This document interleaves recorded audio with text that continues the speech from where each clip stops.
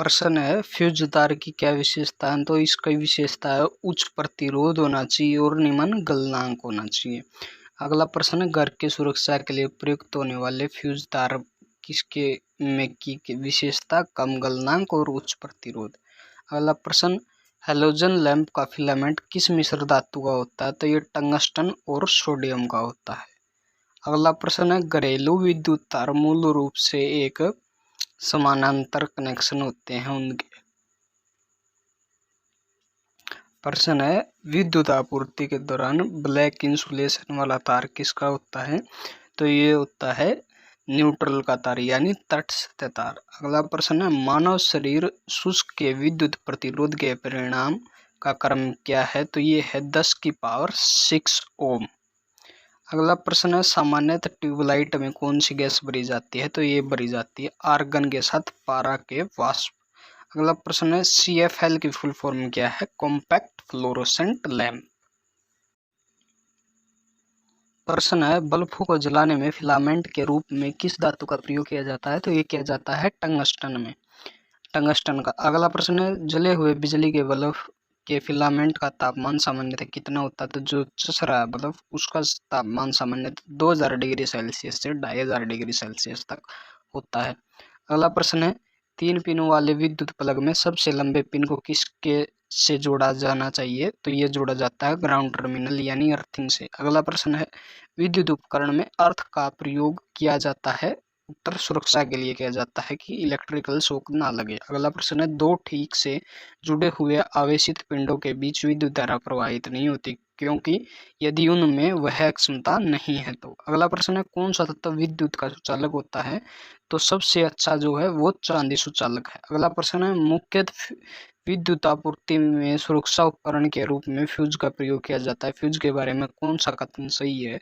तो इसका कथन सही है कि इसका गलनांक कम होना चाहिए या निम्न होना चाहिए। अगला प्रश्न है फ्यूज का सिद्धांत है कि बिजली का उसमें प्रभाव।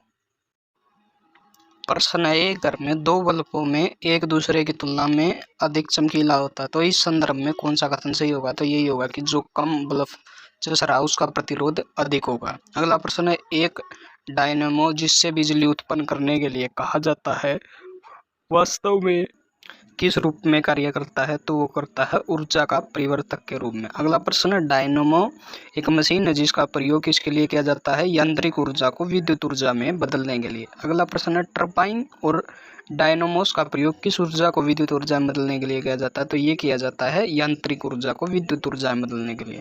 अगला प्रश्न है जब विद्युत ऊर्जा को गति में परिवर्तित किया जाता है तो क्या होता है ऊष्मा की हानि नहीं होती है। अगला प्रश्न है विद्युत ऊर्जा को यांत्रिक ऊर्जा में बदलने वाली युक्ति क्या होती है। इलेक्ट्रिकल मोटर कहते हैं उसको। अगला प्रश्न है रासायनिक ऊर्जा को विद्युत ऊर्जा में बदलने वाली युक्ति क्या कहलाती है। तो ये कहलाती है बैटरी में होती है, जो बैटरी से हम विद्युत ऊर्जा बनाते हैं। अगला प्रश्न है कम वोल्टेज पर चलने वाली इलेक्ट्रिकल मोटरें जल क्यों जाती हैं। क्योंकि वे अधिक धारा खींचती हैं जो वोल्टेज के व्युत्क्रमानुपाती यानी उल्टी होती है।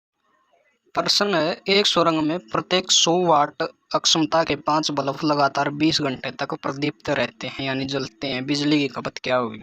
तो ये होगी 10 इकाई यानी 10 यूनिट।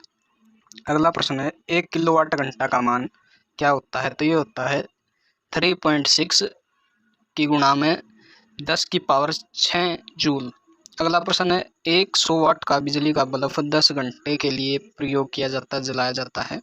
खपत की गई बिजली की लागत क्या होगी। यदि खपत 5 रुपये प्रति यूनिट होगी तो ये 5 रुपये होगी क्योंकि 10 घंटे में वो 1 यूनिट खाएगा। अगला प्रश्न है यदि 100 वाट का एक बल्ब 10 घंटे तक जलता है तो बिजली का व्यय कितना होगा, 1 इकाई।